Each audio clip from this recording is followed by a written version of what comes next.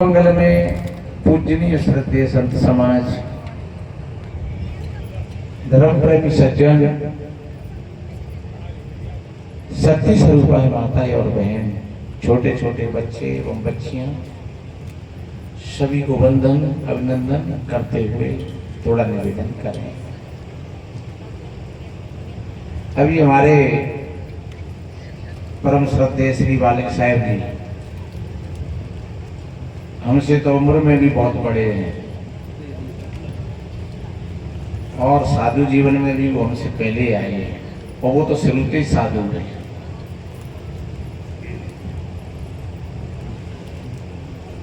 ऐसा कहता है शास्त्र, बड़े स्नेह लगन पर करही गिरतरण सदा शीश और करही। शीश,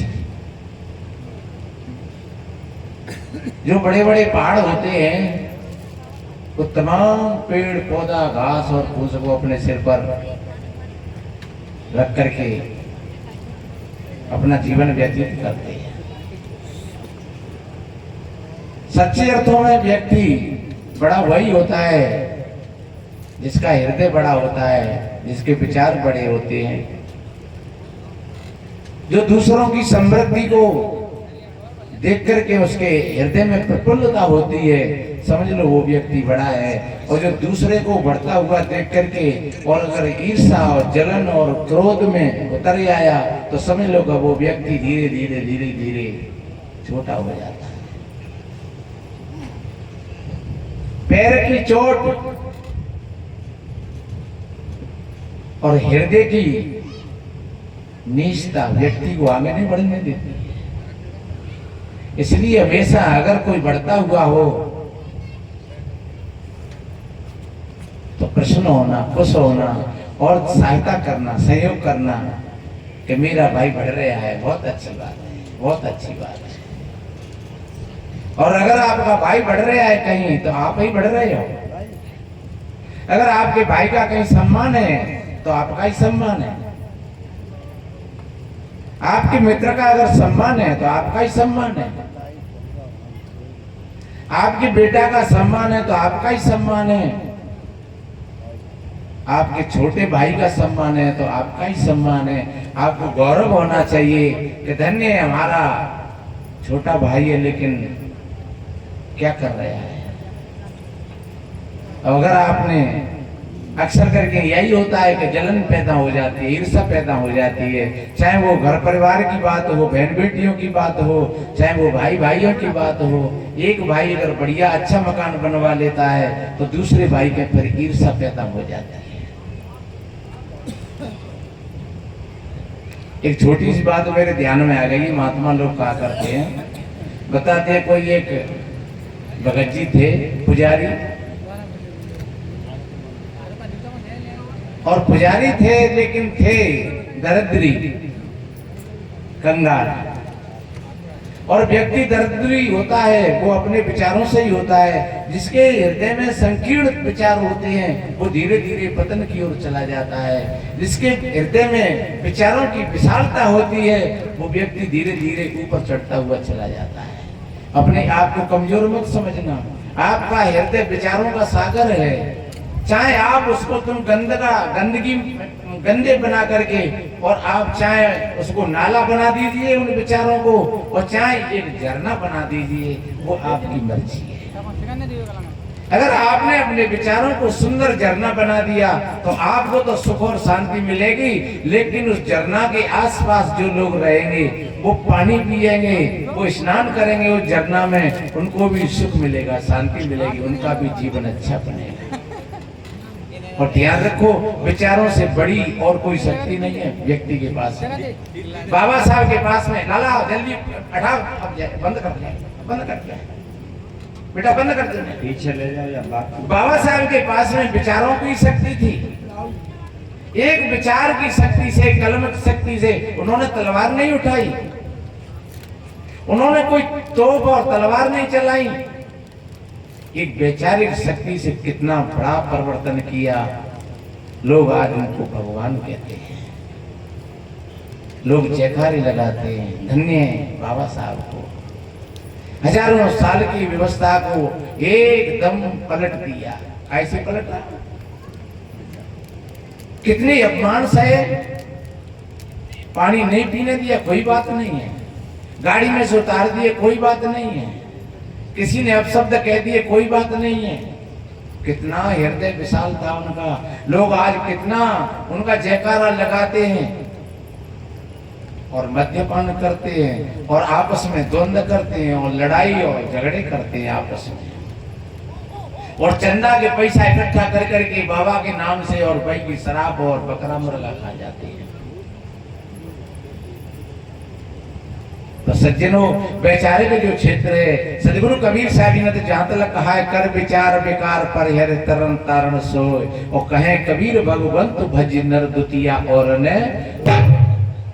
अपने विचारों को संकीर्ण मत बनाना, अपने विचारों को भ्रष्ट बनाना, अपने विचारों को बेकारी मत बनाना, अपने विचारों को दानी बनाना, अपने विचारों को कंगला मत बनाना, अपने विचारों को अमीर बनाना।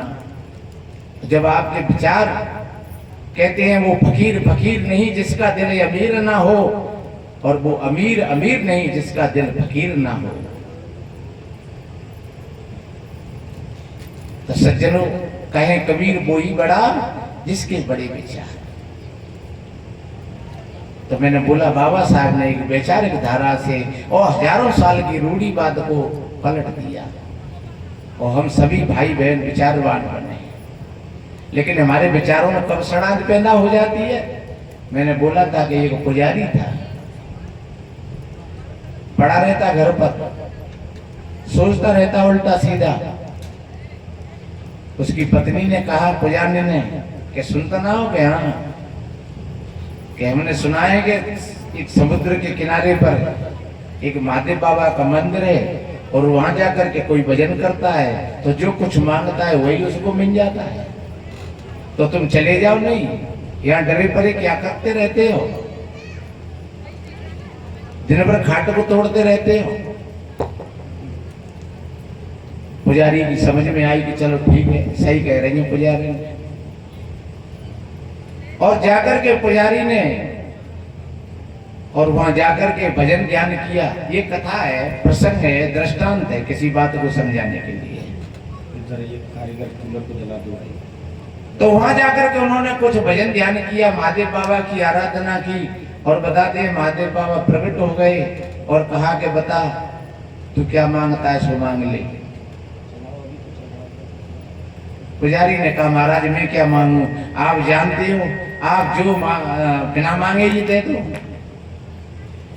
महादेव जी ने कहा तो ठीक है कोई बात नहीं है, मेरे पास में एक शंख है, ये ले जाते। तो महाराज इससे मैं क्या करूंगा, कि इससे तुम वो करोगे कि जो तुम मांगोगे वही तुमको मिल जाएगा, जो तुम मांगोगे वही तुमको मिल जाएगा। तो पुजारी एकदम खुश हो गया। लेकिन फिर महादेव जी ने कहा कि सुन भैया ने लौटिए, तो मिल जाओ जो तू मांगे वो सो। पर तेरे पड़ोसी ने क्यों, तेरे गांव में दोनों है जाओ, तुझे मिलेगा उससे तेरे काम वालों के यहाँ, तेरे पड़ोसियों के घर पर दूना हो जाएगा। तो एकदम उसका दिमाग फिर खराब हो गया कि देखो जब महादेव बाबा की बुद्धि खराब होगी भांग खाएगा ही। तपस्या करी मैंने, भूखो प्यास हूं मरो, और काम वाली ने दोनों है जाओ। और बरबराता हुआ चला आया और कपड़ा में लपेट करके और कहा पुजारी से पंडितानी से कि सुने यार रखे थे भीतर पर सामने कि बात क्या है, कि बात यह है कि महादेव बाबा की तो है गई बुद्धि खराब, मैंने करी तपस्या, तो फिर क्या बात हो गई, कि बात ये हो गई कि जो हम मांगेंगे सो हमें तो मिल जाएगा, पर हमारे पड़ोसी हमारे गांव वालों को हमसे दूना मिलेगा। तो पंडितानी ने कही तो फिर बात क्या है, अरे जितना हमें जरूरत है उतना हमें मिल जाए, फिर कहो दूनों मिले चौगुनों मिले वो उनके भाग्य की बात है। बोले चुप रहे पागल कही गई, ये को खातर किया तो कोई अच्छे लगेंगे। मैं तो चाहे भले पल्लेदारी बेलदारी कर रहा हूँ, पर ऐसा मैं कभी नहीं देख पाऊंगा कि हमारे पड़ोसी ज्यादा हमसे बढ़िया बन जाए। तो वहां ने कपड़ा में लपेट करके शंख को रख दिया बक्सा में, और वो तो चला गया कहीं मेहनत मजदूरी करने के लिए। अब पंडितानी ने सोचा कि पंडित को तो दिमाग खराब है वो, अरे हमें मिल जाए जितनी हमें जरूरत है, और दुनिया जो जितना मिलेगा वो मिल जाएगा। तो उसने चौका लगाया और शंख को निकाल करके कहा, हे शंखेश्वर महाराज, मारो तो एक छोटा सा मकान बन जाए बढ़िया। तो मकान बन गया, पर पड़ोसी के 2 मंजिल के बन गए, 2-2 मंजिल के 2-2 मकान हो गए। हे शंखेश्वर महाराज ने पानी की परेशानी है, एक कुआं और बन जाए दरवाजे पे ही, तो ये कुआं बन करके तैयार हो गया। लेकिन पड़ोसी ने कहा 2 कुआं तैयार है। हे शंखेश्वर महाराज एक भैंस और मिल जाए दूध पीवे, तो भैंस मिलेगी बढ़िया, पर पड़ोसी ने कहा 2 भैंसी आएगी बड़ी बड़ी। अब तो छक छन रही है, खूब बच्चा पढ़ के जाते हैं, खूब दूध और घी और बढ़िया खाना और पीना, बड़ी मौज की छन रही है। और बाई की नहीं, अब तो पूरे गांव में ही चकाचक मामला हो गया। डेक बज रहे हैं, टीवी बज रही हैं, बड़ा आनंद आ रहा है पूरे गांव में। अब पंडित जी ध्यान आया कि कोई पंडितानी मांग नहीं बैठे वापस संत पे, चल के देखूं। तो लौट करके आया तो वो तो गांव की हवा बदल गई पूरे गांव की। देखा तो भाई वास्तव में पंडितानी मांगे बैठे। अब आए और कहने लगे कि कहे जिते ने क्या कर दिया। अरे बोले महाराज बड़ा आनंद आ रहा है, देखो भैंसे दूध पीवे, कुआं है पानी भरने के लिए, और मकान है रहने के लिए, और खूब खेती बाड़ी खूब चकाचक छन रही है। तो मज्जा राणा यही तो छन रही है, पर जे पड़ोसी को का है देखे तो जिनके 2-2 मंजिल के बन रहे हैं, 2-2 कुआं हैं, जिन पे 2-2 4-4 भैंसी हैं, और जिनको का हैरो है। अरे तो कभी इनको हैरो है तो अंध है, हम मौजते जी रहे हो, बेगो भी मौजते जी रहे हैं। उस पंडितानी का कितना हृदय विशाल था। सज्जनों, अगर ऐसा हृदय हमारे हृदय में भी अगर ऐसी विशालता है तो समझ लो आपका हृदय पवित्र है, निर्मल है। पर जहाँ संकीर्णता होती है तब कितनी बढ़िया बात कही है कि जो काऊ की सुने बड़ाई, और श्वास ले तज मिजूरी आई। जो काऊ पर देखे विपत्ति, और सुखी भये मानो भयेंद्रपति। अगर जी सुन ली कि भैया फलाने के मोड़ा के लगुनती के में तो 2 लाख रुपया आए, 5 लाख रुपया आए, एक 4 रुपया की गाड़ी आई, एक लरोर अंगूठी आई गई, तो फिर सोचत हो दुष्ट प्रवृत्ति को आदमी, हे भगवान तू कहां से वो है, हमें को 1 लाख रुपया ना दे रहा है, और जाने डके तक कहां से गए, काम भर गए, पकड़ ले जाए आगे मोड़ा है ताकि मजा आ जाए। तो दूसरे की जब बातों को बढ़िया अच्छी पढ़ाई को सहन करना, सज्जनों कोई विशाल हृदय का व्यक्ति होता है वो ही सहन कर सकता है। भैया बहुत बड़ी अच्छी बात है, भाग्य खुल गए, भाग्य तो बहुत बढ़िया बात है, बहुत अच्छी बात है। फलाने के लड़का की नौकरी लग गई, अरे बहुत अच्छी बात है भैया, आज वहां की नौकरी लग गई है और शायद कल हमारी क्यों लग जाएगी, और नहीं लगेगी तो नहीं लगेगी, पर चलो काम में देखो तो है वो। अरे ऐसा तो नहीं होगा गांव में कोई नौकरी ना नहीं, चलो मैं परिवार में देखो तो है वो, चलो बहु तो मारो ये। ऐसा भाव जब होता है सज्जनों, पर उस पंडित का हृदय तो संकीर्ण था।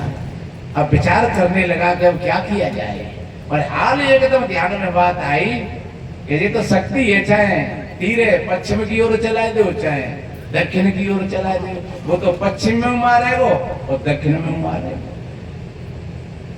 सोई ध्यान आएगो मैंने भी ला संके लीप करके और कहा और शंख को रख करके हे शंकेश्वर महाराज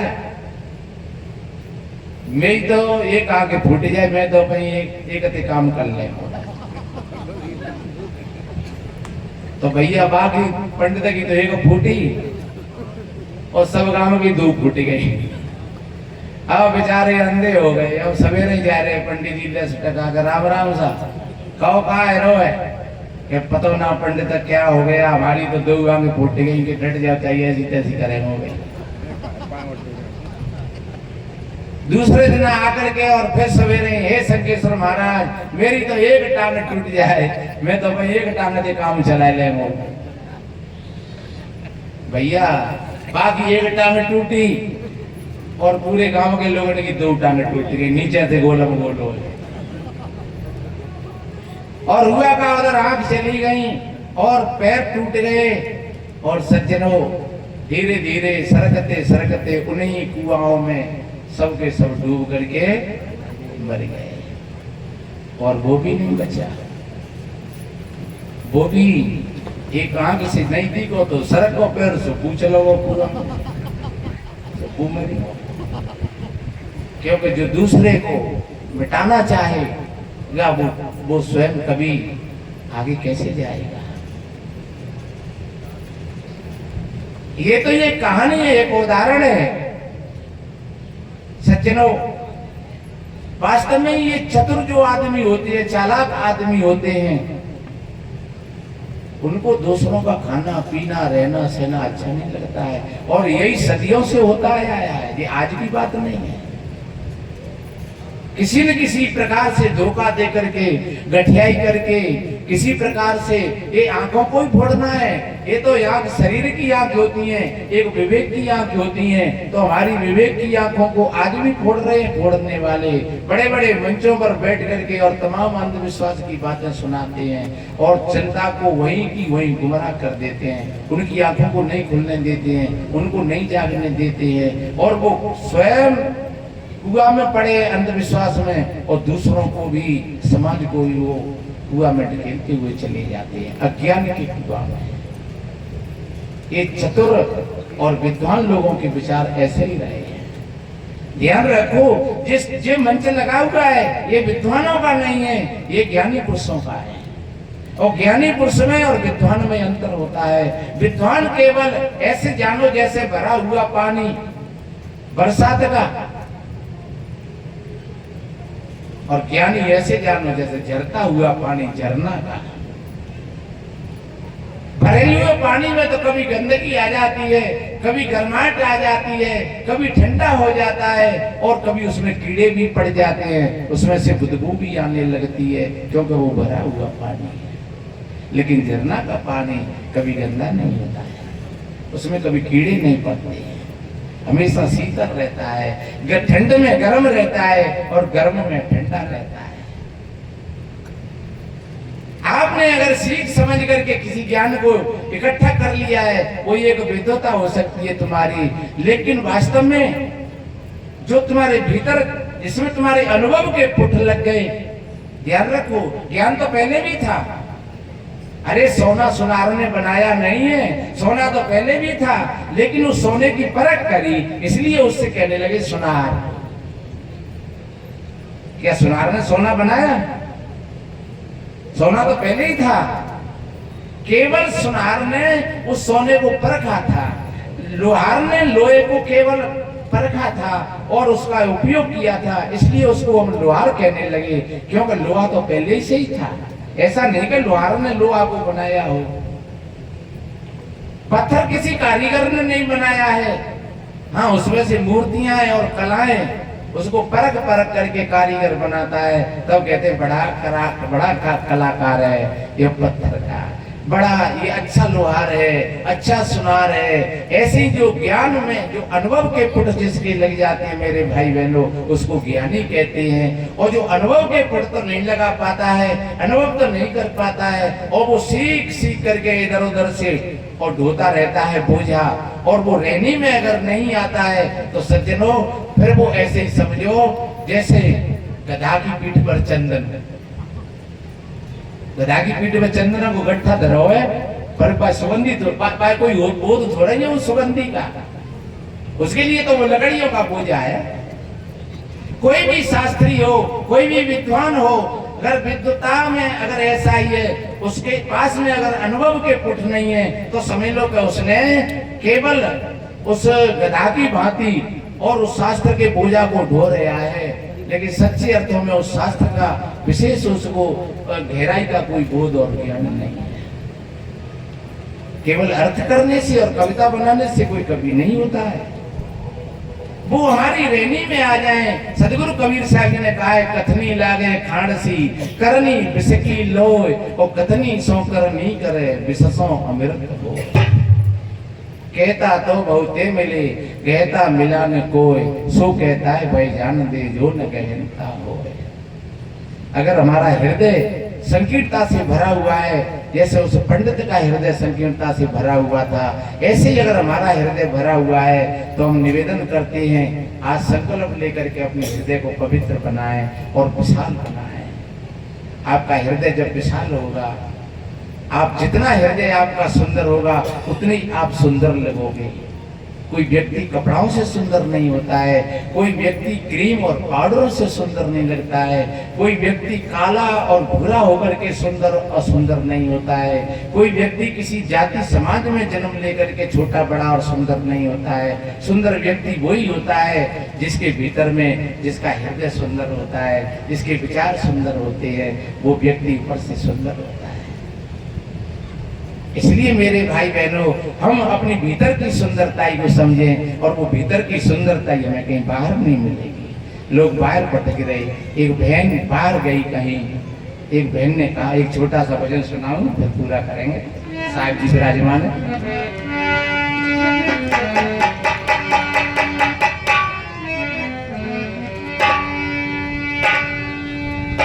बहन ने पूछा, बहन कहाँ गई तुम? बोली, बहना मैं तो मेला करने के लिए गई, बाजार में गई सौदा करने के लिए।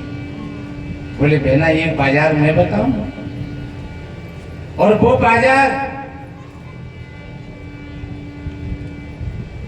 जो चीज बाहर के बाजारों में नहीं मिलेगी, और बाहर के बाजारों में जो चीज मिलेगी वो असली नहीं होगी, वो नकली होगी।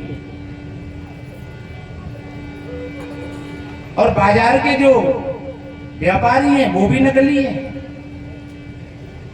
इसलिए तू लौट करके देख, एक बाजार लगा हुआ है छोटा सा, कहां पर, कैसे?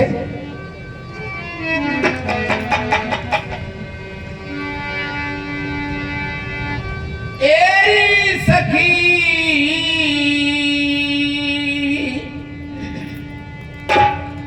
कायागढ़ में लागी ये दुकान। ये भजन हमारा यूट्यूब पर पड़ा हुआ है, आप खुल करके सुनना, जब खाट पर लेटे लेटे, और एक एक शब्द को सुनना, आपका जीवन बदल जाएगा। हमारा नहीं है। जैसे मैंने कहा था कि सोना सुनार का नहीं है, सोना तो पहले से ही था। ये सामग्री तो गुरु महाराज की है, हम तो केवल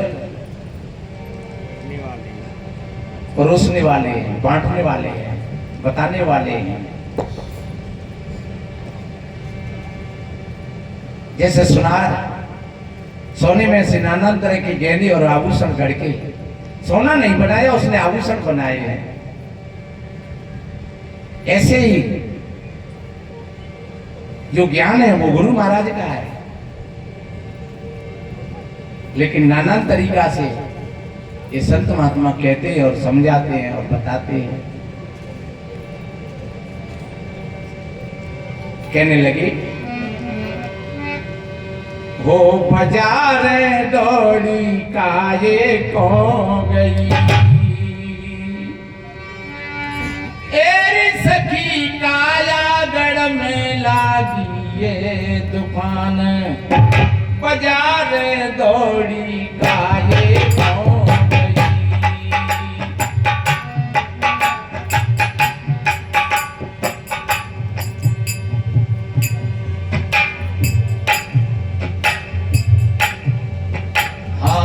सत्य की शक्कर। हम सत्य को कहाँ जाते हैं? मथुरा वृंदावन।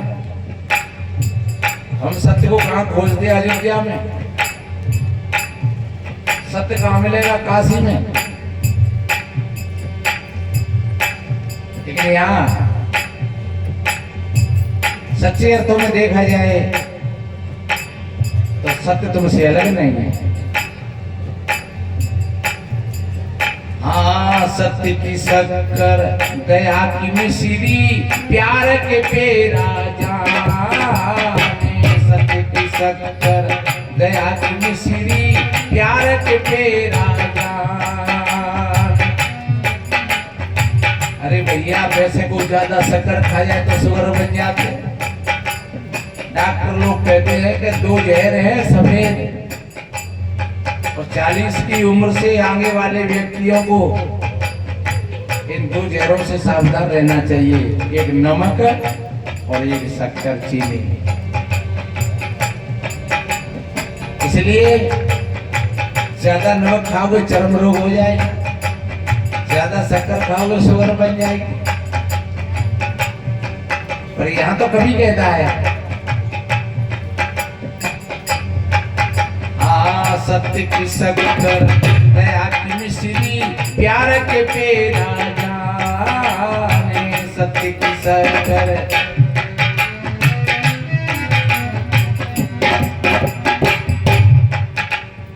सत्य का साक्षात्कार कर लेता है।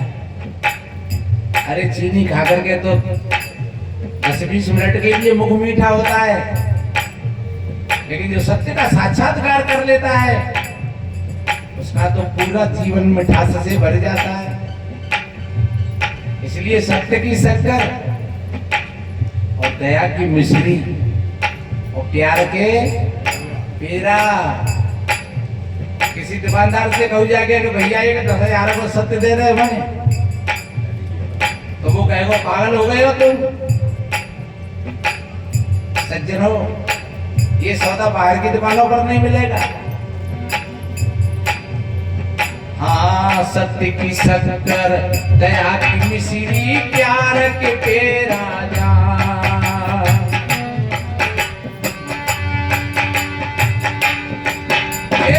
सत्य गुणों की बनी जलेबी,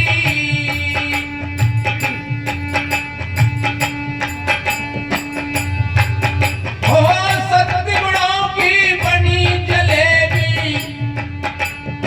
ताई को करो रे जलपान, बजाने दौड़ी काये हो गई। तेरी सखी काया गढ़ में लागी तेरी दुकान, बजाने दौड़ी काये हो गई। तेरी सखी काया गढ़ में लागी ये दुकान, बजाने दौड़ी। और कितनी बढ़िया बात कही। हाँ, नमक को नमक, धर्म को धनिया। तुम्हारी रसोई में सारी चीजें हैं, मेवा मिष्टान, साग सब्जी, दाल भात, सब घी दूध, लेकिन नमक नहीं हो। कैसी रसोई बनेगी? फीकी। एक चौपाई में बड़ा अच्छा कहा है, नमक बिना ज्ञान बिना रे नर सोवई कैसे। ओ ज्ञान बिना रे नर सोवई कैसे। नमक बिना रे बहु व्यंजन जैसे। नमक बिना रे बहु व्यंजन जैसे। पर एक बात और बताएं, नमक के बिना फीकी रसोई हो जाती है। और थोड़ा लापरवाही में अगर नमक ज्यादा नहीं डले वो नेकू, तो फिर तुम्हारी रसोई को खराब कर देगा। फिर चाहे जितना वहां घी डाली हो, चाहे पनीर डाली हो, चाहे तेल डाली हो, चाहे और मसाले डाली हो, पर कोई दिखे वो आने, अरे भैया ये तो नमक ज्यादा हो गया। इसलिए ध्यान रखो, नमक ज्यादा भी नहीं होना चाहिए और नमक के बिना सब्जी में आनंद भी नहीं आएगा। ऐसे जीवन में ज्ञान होना चाहिए, पर ये ध्यान रखो अगर सूखा ज्ञान हुआ तो वो तुमको नास्तिकता की ओर ले जाएगा, और सूखा ज्ञान तुमको चरित्रहीन कर देगा। इसलिए ज्ञान होना चाहिए जरूर, लेकिन ज्ञान के साथ श्रद्धा भी जरूरी है। इसलिए हाँ, नमक नमक धर्म को धनिया, क्षमा को धीरो जाने। नमक नमक हाँ, नमक नमक। जीवन में नेम भी होना चाहिए, कब सोना चाहिए, कब जगना चाहिए। 12 बजे न मोबाइल देख रहे हैं, फिर 8 बजे न सो रहे हैं। और एक बात बताएं, जो 8 बजे जगेगा सो करके, सूर्य उदय के बाद जो लेटरिन के लिए जाएगा उसका पेट साफ नहीं होगा। भाई लेटरिन में भजन करना पड़ेगा बैठ के, पनवेश्वरी आजा पनवेश्वरी। क्यों? क्योंकि सवेरे के 5 बजे तक शरीर में कफ की प्रधानता होती है और सत्व होता है, कफ में श्रेष्ठता होती है।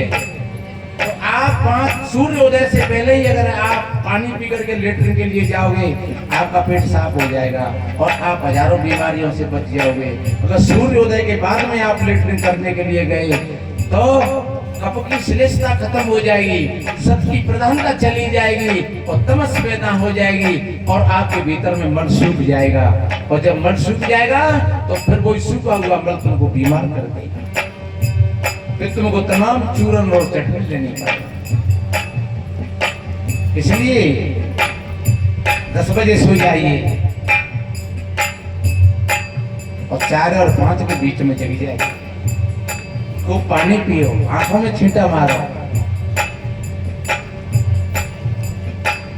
टहलो फेरो, आप निरोग और स्वस्थ जीवन जियोगे। भोजन के साथ में कभी पानी मत पीना। शास्त्र कहता है भोजन यंते विषमवारी, भोजन के साथ में अगर तुम पानी पीते हो तो विष पीते हो। इसका बड़ा विज्ञान है, वक्त आएगा तो फिर बताएंगे। समय अपनी और घड़ी बहुत जोर से चल रही है।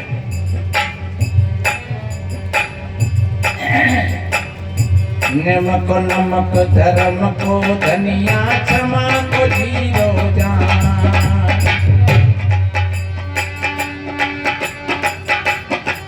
ओ सम संतोष शील की हलती,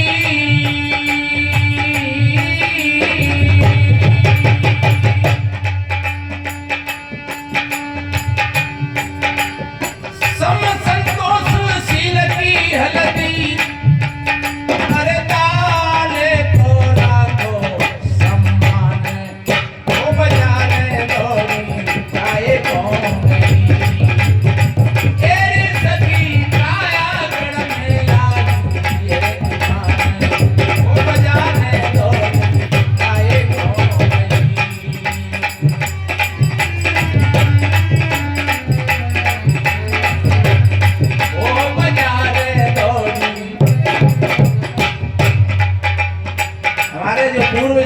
कितने समझदार होंगे जो सारे मसालों को तुम्हारी रसोई में शिफ्ट कर दिया। क्योंकि हमारे अंदर में जो वात और पित्त और कफ जो 3 दोष हैं, उन तीनों को साधने के लिए और रखाने के लिए इन सारे मसालों की आवश्यकता है। ये स्वाद के लिए नहीं होते हैं, ये स्वास्थ्य के लिए होते हैं मेरे भाई। और जो स्वाद के लिए फिर उसके रूप को बिगाड़ देते हैं, उनका स्वास्थ्य भी बिगड़ जाता है। इसलिए स्वाद के लिए नहीं, स्वास्थ्य के लिए, भोग के लिए नहीं ये मानव जीवन मिला है, ये योग के लिए मिला है। और देखिए कितनी बढ़िया बात कही, समता सौंठ में लगी मेथी, ये सारी की सारी एंटीबायोटिक चीज है। हाँ समता सौंठ में लगी मेथी, लोकर लौंग पगार। समता सौंठ में लगी मेथी, लोकर लौंग पगार, लोकर लौंग पगार।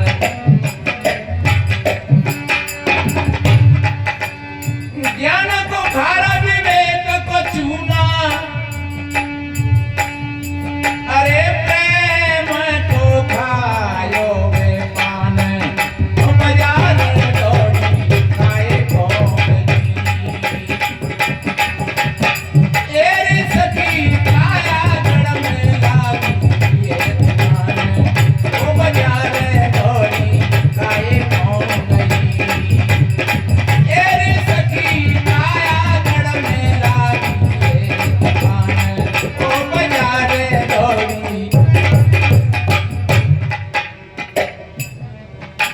ये भजन ऐसे ही जानो जैसे अनाज में गेहूं, सब्जियों में आलू, दाल में अरहर और उड़द, इन्हें रोज खाओ। ऐसे ही जो भजन है जिनको रोज गाओ वो रोज चिंतन करो। ये मन सोचिएगा जो तो हमने कल सुनो, तुमने सुनो पर सीखो नहीं। और हम कहते हैं कि सुन करके सीख लेना और सीख करके अपने जीवन में धारण कर लेना, आपका जीवन बदल जाएगा, आपका हृदय परिवर्तित हो जाएगा। देखिए और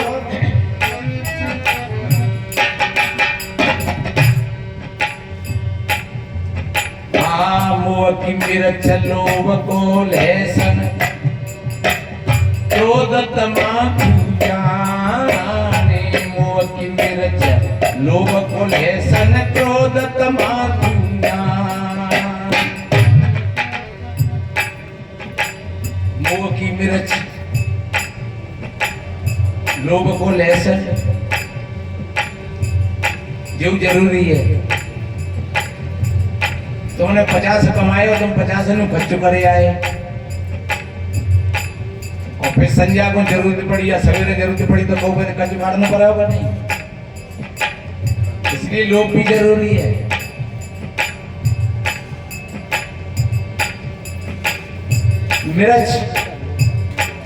मिर्च एक तेजस्वी चीज है। हम तो कम बातें कहते दिमाग रोशनी। एक हलवाई हमारे जहाँ वो कहते दिमाग रोशनी। हम कहे भैया दिमाग रोशनी क्या चीज है ये? अरे का मिर्च है दिमाग रोशनी ने खाई लो ने ज्यादा सर दिमाग में पका पके या तो हो जाएगा जीव जरूरी है। पर ये ध्यान रखो जब तुम जागृत हो और होश में हो अति सर्वत्रम बरसते, फिर तुम्हारा लोभ भी साधन बन जाएगा, मोह भी तुम्हारा साधन बन जाएगा। मोह की मिर्च लोभ को लहसन, क्रोध तमाकू जान, फिर क्रोध भी साधन बन जाएगा। मोह की मिर्च लोभ को लहसन, क्रोध तमाकू जान। ये प्याज रूप कटवाणी कहिए, हर बाधा भी करते जवान, ओ बाजार दौड़ी खाए को गई। तेरी सखी काया गढ़ में लागी है दुकान, बाजार दौड़ी खाए को गई।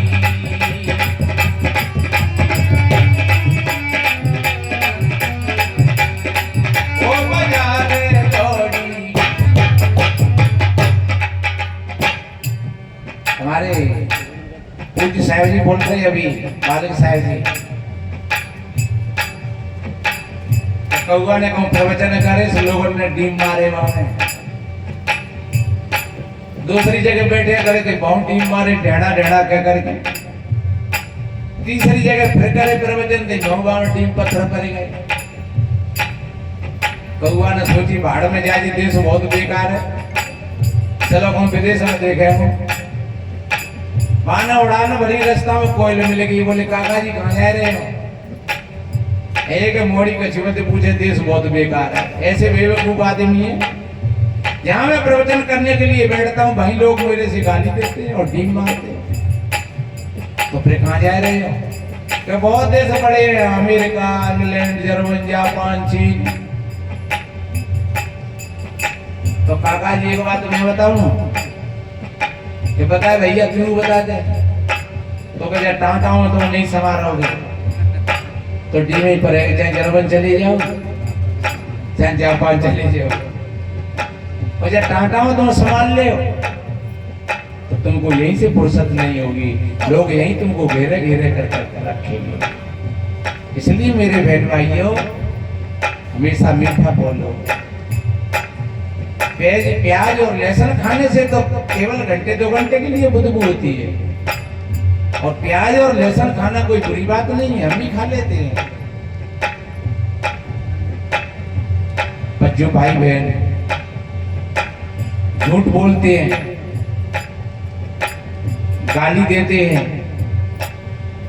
दूसरों की चुगली निंदा बुराई करते हैं, उनके जीवन में से जीवन भर बदबू आती रहती है। मुख झूठ बोलने से झूठा नहीं होता है, वो गाली भोजन पाने से झूठा नहीं होता है। आप भोजन पा करके आए हो, अगर बाई चांस मुंह से कुछ लगा हुआ है तो लोग कहेंगे ना मोहन धो लियो, और तुमने ने को पानी को हाथ फेर लो तुम्हारा मुंह साफ हो गया। लेकिन अगर तुम्हारे अंदर में झूठ बोलने की आदत है, गाली देने की आदत है, चुगली निंदा करने की आदत है, तो वो थोड़े पानी से काम नहीं चलेगा। उसके लिए तुमको बड़े संकल्प की आवश्यकता है। छोटे मोटों की बात नहीं कहता हूँ, यही एक संतों के मुख से सुनता हूँ कि हमारे समाज के लोग जाने वह अमृत पे का धरो, वह अमृत के पीछे फिरते रहते हैं, और हम लोग हमारे पास में कौन सी कमी है ज्ञान की? अरे वही अमृत, वही अमृत, वही अमृत। सज्जनों, ऐसे लोगों का हृदय दूषित होता है। और एक तो कह रहा कोई कि भैया अमृत अपनी समाज में क्यों नहीं जाता है? मेरे आसपास जो साधु रहते हैं, वैसे तो जब से मैंने सुख संवारी है तब से मैंने अपनी समाज, पूरे विश्व को ही अपना समाज माना है। लेकिन जो मेरे पास साधु रहते हैं, आप उनसे पूछिए, आश्रम पर ठाकुर भी आते हैं, और ऐसा कोई वर्ग व्यक्ति नहीं होगा कि जो नहीं आता हो, और आश्रम पर आकर के और वो कोई द्वेष मानता हो किसी साधु से, चाहे वो किसी समाज का साधु हो। आश्रम पर जो साधु रहते हैं और जो लोग आते हैं, वो सब लोग सब संतों का सम्मान करते हैं। और जिस समाज के बीच में बैठा हूं वही मेरा समाज। कोई भी समाज मेरे को कुछ देता है पुरस्कार के रूप में, दक्षिणा के रूप में, तो कुछ न कुछ उसको मिलता होगा, क्योंकि मैं किसी समाज से मैं हाथ नहीं पसारा कि भैया मेरे लिए जाओ, तुम चंदा करो मेरे लिए, मेरा आश्रम बनवाओ, मेरा भंडारा करवाओ।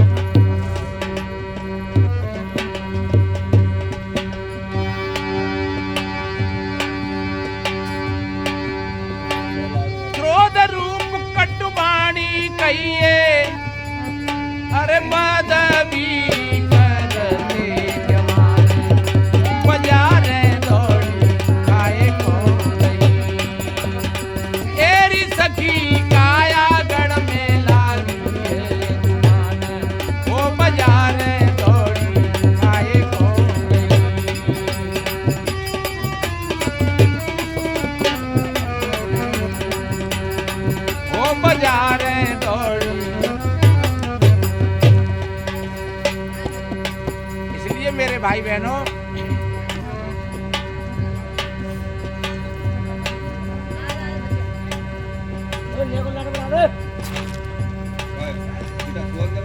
चला दो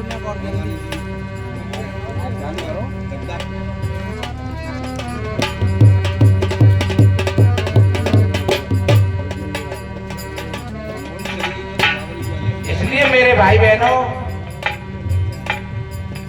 सदगुरु कबीर साहब जी ने कहा है, जो साधु संत होकर के भी अगर ऐसी घृणा और किसी जाति समाज को मानती हैं, तो मैं तो समझता हूं कि वो प्रवचन भले कर लेते हो, लेकिन उनके भीतर में अभी वो दीवार लगी हुई है। सदगुरु कबीर साहब जी ने कहा है, पंडित देखो हृदय बिचारी, को पुरुषा को नारी, माटी का अगर साज बनाया ना दे बिंद समाना, और घट बिन से क्या नाम करोगे है मुख खोज बुलाना। एक है तुझा हाड़मल मूत्रा, एक रुद्र एक कूदा, और एक कुंड से सृष्टि रचिए को ब्राह्मण को सूत्रा। रजोगुण ब्रह्मा तमोगुण शंकर सतो गुड़ियरी होई, कहें कभी राम रम रहिए यूत्र कनक। तो सज्जनों, जाति का अर्थ जन्म से होता है।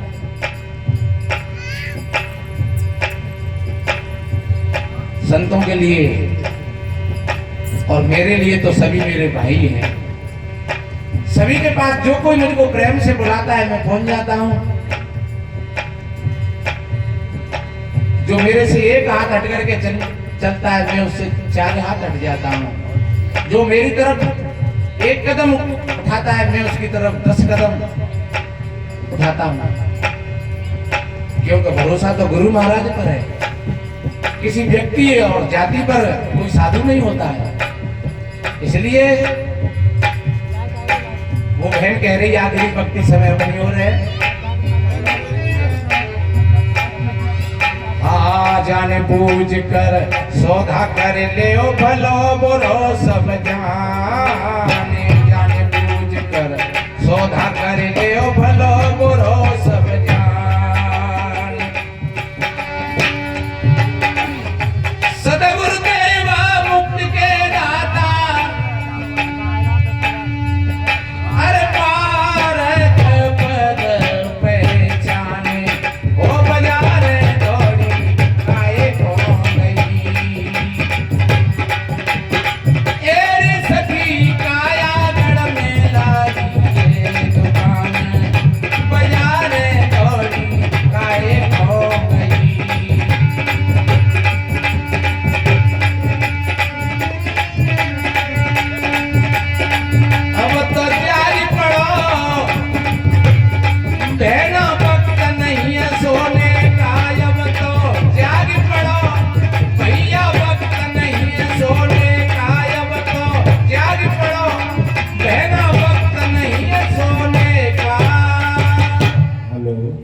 मेरे भाई बहनों, मैंने निवेदन किया कि अपने हृदय को विशाल बनाए, अपने विचारों को उत्कृष्ट विचार बनाए, आपका जीवन उतना ही सुंदर बनेगा, अच्छा बनेगा।